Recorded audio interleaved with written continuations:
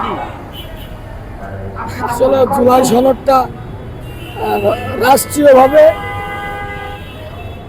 জুলাই সনদটা এমন একটা জিনিস যেটা না হলে আমরা যারা আহত যোদ্ধা আছি এবং আমরা যারা আহত শহীদ পরিবার আছে এদের রক্ষা নাই।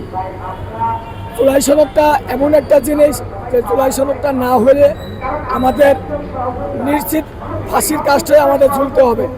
জুলাই সনদ না পালে জুলাই সনদ এমন একটা জিনিস, জুলাই সনদ না হলে সংবিধানের মধ্যে না থাকলে আমাদের যে কতগুলো সমস্যার সম্মুখে আমরা যে পড়বো এটার কোনো নিশ্চয়তা নেই। তো সেক্ষেত্রে জুলাই সনদ আমাদের দরকার এবং আমরা গতকাল থেকে এই জায়গা জুলাই সনদটা পেলে কি হবে আপনাদের?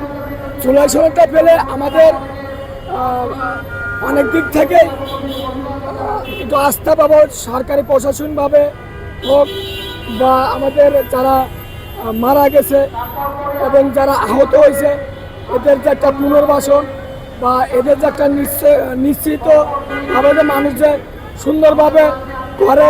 আপনি কেন এসেছেন এই আন্দোলনে?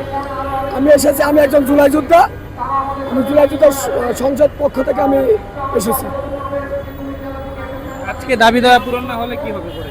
আজকে দাবি দেওয়া পূরণ না হলে আমাদের যেভাবে কর্মসূচি আছে এভাবে আমাদের কর্মসূচি চলমান থাকবে। এক কথায় আসলে জুলাই সনদ বলতে কি বোঝানো হয়? এক কথায় জুলাই সনদ বলতে আমাদের যে রাষ্ট্রীয় যে একটা স্বীকৃতি, সেই স্বীকৃতি আমাদের সরকারের পক্ষ থেকে আমাদের দিতে হবে।